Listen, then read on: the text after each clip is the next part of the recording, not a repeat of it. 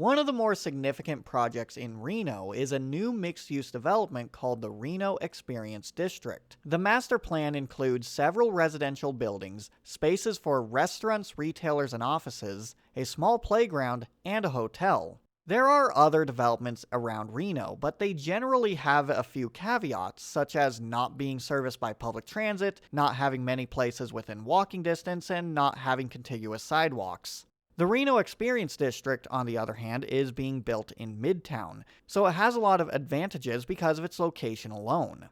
There is a movie theater and another shopping center within walking distance. It is adjacent to the Rapid Virginia line, which services areas between Meadowood Mall and the University of Nevada, Reno. If somebody wanted to live in this city without a car, this is one of the places where doing so may be easier.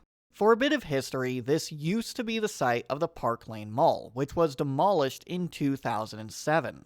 45 acres of land spent the next decade as an empty parking lot, serving no purpose to the city or to the people living in it. In September 2016, Reno Land Incorporated acquired this lot to develop a mixed-use community. Construction began in early 2017, and the entire project is expected to be completed in 2023.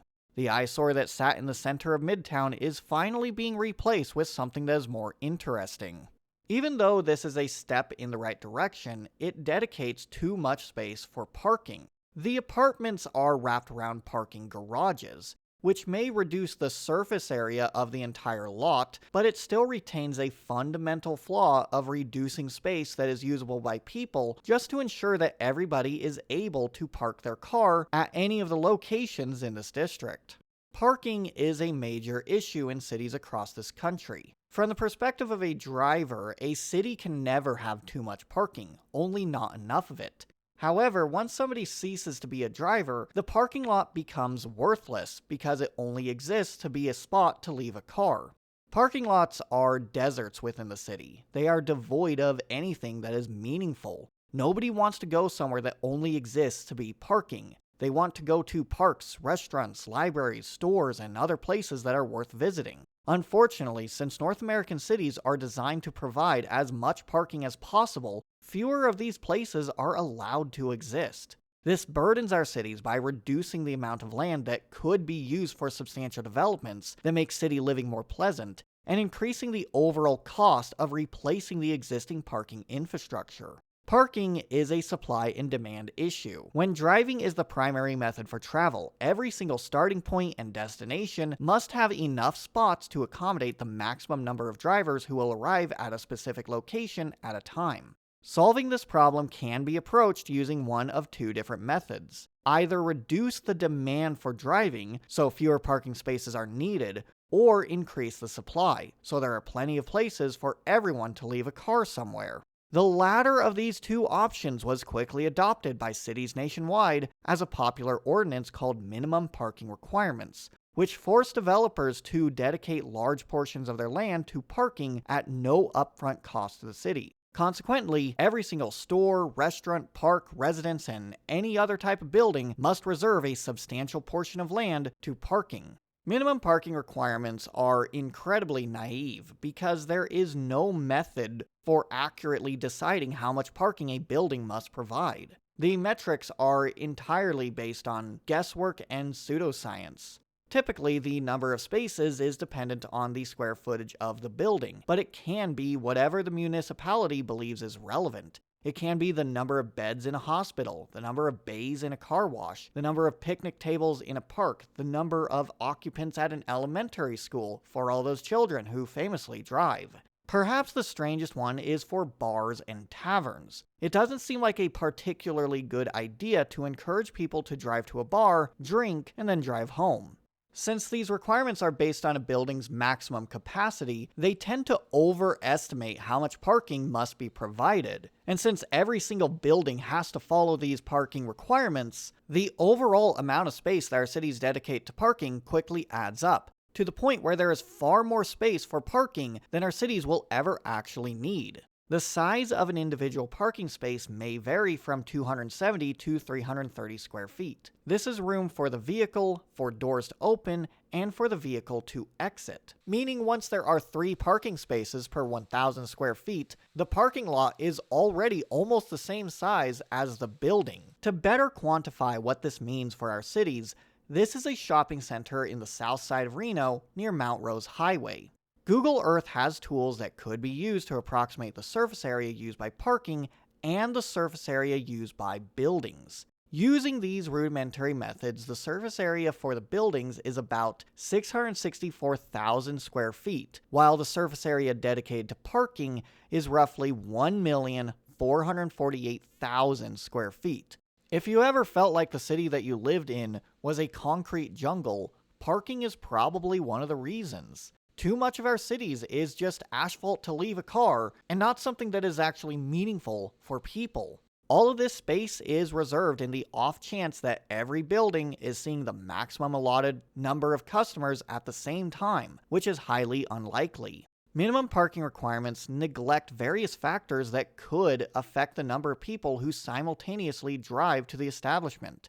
They assume a one-size-fits-all solution, regardless of the amount of parking that already exists, the hours of operation for the various stores in the area, whether or not people can work from remote, how accessible it is from alternative means of transit, and other variables that cause the number of drivers to fluctuate. Business owners may feel inclined to have as much parking as possible, under the notion that not enough parking is bad for business. But shopping trends indicate that people are shifting away from buying products physically in favor of online shopping. A typical defense for these vast parking lots is the Black Friday shopping rush. If it wasn't already a bad idea to permanently reserve space for less than 0.3% of a year, shopping trends suggest that Black Friday traffic has been declining since 2014. The latest report in 2021 said that shopping in stores dropped 28% compared to traffic levels from 2019. Every year, there is a similar article mentioning that more shoppers are spending money online, while stores were bare during what used to be a shopping phenomenon. Essentially, shopping centers typically do not need this much space for parking. They may never be full, even on the busiest shopping day of the year. In a greater extreme, when a store goes out of business, what ends up happening is the box store and the parking lot in front of it sits empty. Stores where the Borders, Circuit City, Toys R Us, Kmart, Linens and Things, and Mervyn's used to be no longer benefits from having huge parking lots. There is nothing to attract people to the location, so it goes from being a business to being nowhere. An abandoned parking lot does not have much utility beyond being a spot where a parent can teach their teenage child how to drive. Otherwise, it might as well not even exist. Even if the building does get replaced with something new, it might not require as much parking as the previous one simply due to having fewer customers. These kinds of changes in buying habits and what occupies the buildings make it impossible to accurately gauge the amount of parking will be needed. In fact, business owners themselves aren't particularly reliable for figuring out how much space should be dedicated to parking. A survey conducted in Berlin has found that retailers often overestimate the number of patrons who arrive by car and underestimate the number of people who arrive by alternatives. Traders on average would estimate that 21.6% of their customers would arrive by car, but in actuality, only 6.6% arrived using that mode. In addition, they underestimated transit, pedestrian, and bicycle travel. There is a stigma that removing parking will hurt businesses because fewer customers would be able to access the same building at a time. However, the main issue is preventing people from accessing a shopping center without a car. As long as a city's urban planning decisions allow, or better yet, encourage people to use alternatives such as walking, biking, and public transit, then they still will make the effort to go somewhere.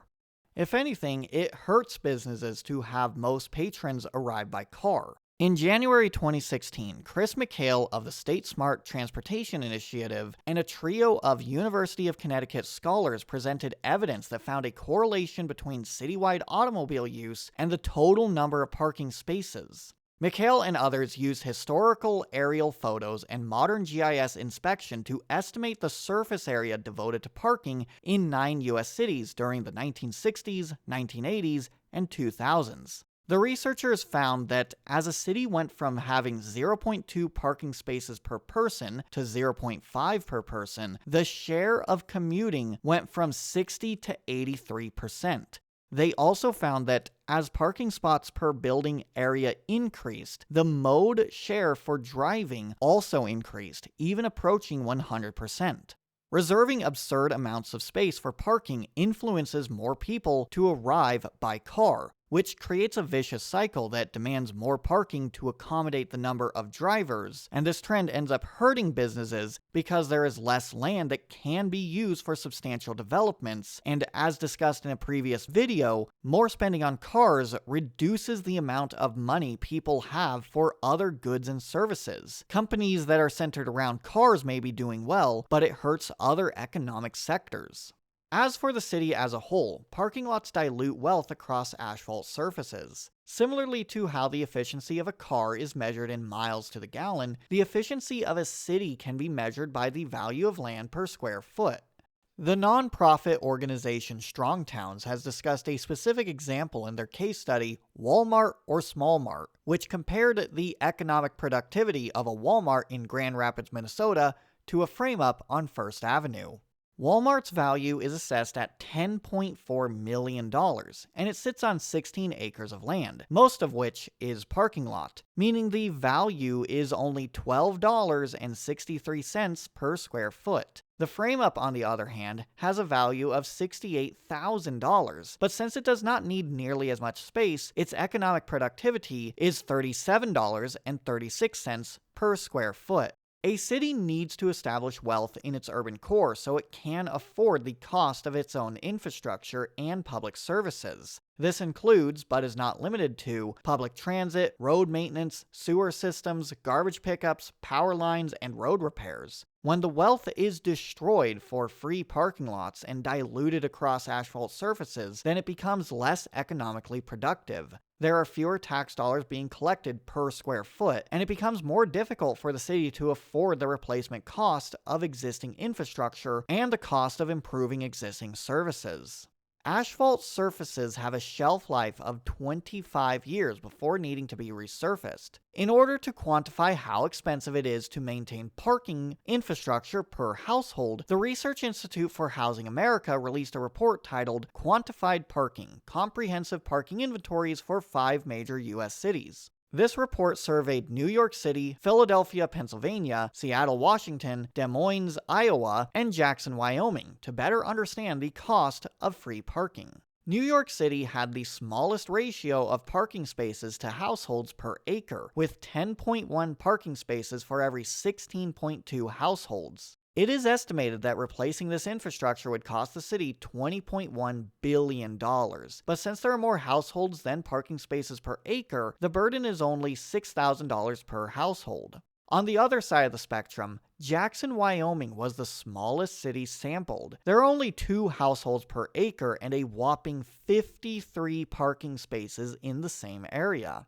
It would cost the city $711 million to resurface all of this parking space, which, divided across this tiny town, would cost each household $192,138.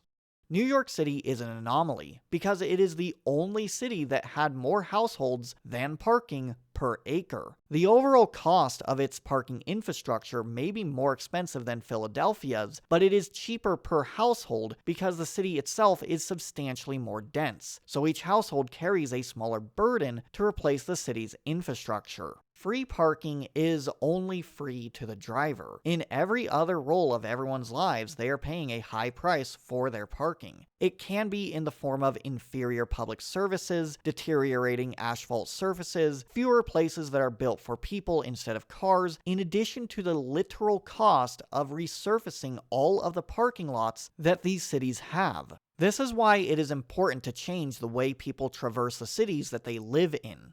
Donald Shoup, the distinguished research professor of urban planning at the University of California, Los Angeles, proposes 3 different actions to reform parking.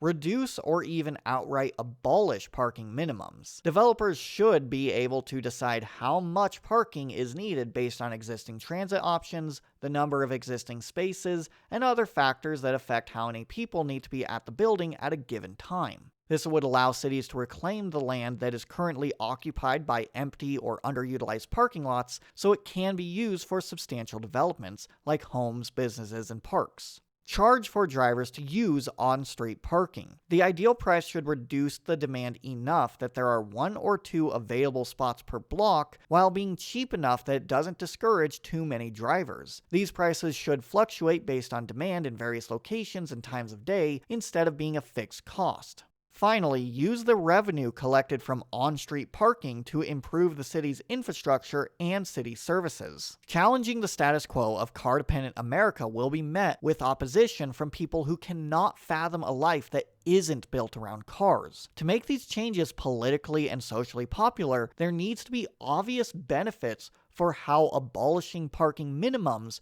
improves life in the city. Developments like the Reno Experience District is a step in the right direction. It is a new development within the urban core on what otherwise would have been an empty parking lot. It densifies the surrounding area with residences, retailers, and restaurants, and it runs adjacent to a frequent transit line. Unfortunately, the cost of living in this community is fairly expensive, so people may be priced out of it even if they can live car-free. Perhaps the greatest absurdity of minimum parking requirements is that parking is free, while housing is treated as a commodity. It is costly to live in a walkable community because zoning laws and city ordinances have made them illegal to build, which artificially raises the price.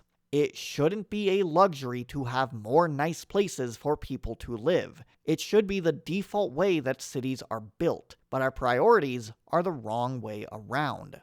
The next step for Reno is to use the increased tax revenue to reinvigorate the urban core with investments that reduce car dependency and make the city more hospitable for everyone.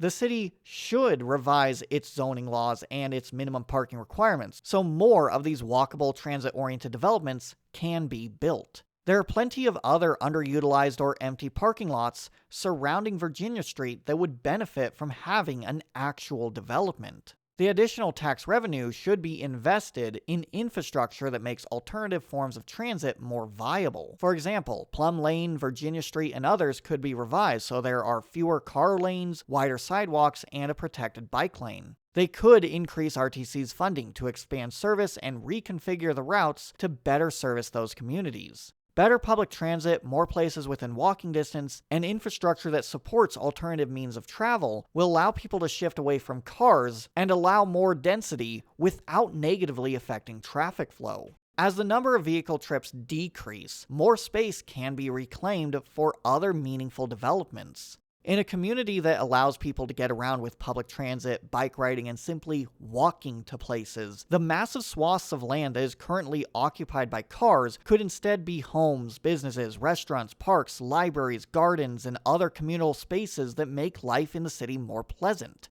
There is a tremendous opportunity to rebuild from within our urban cores, so our cities can be filled with more places that are meant for people and not merely a spot to leave a car.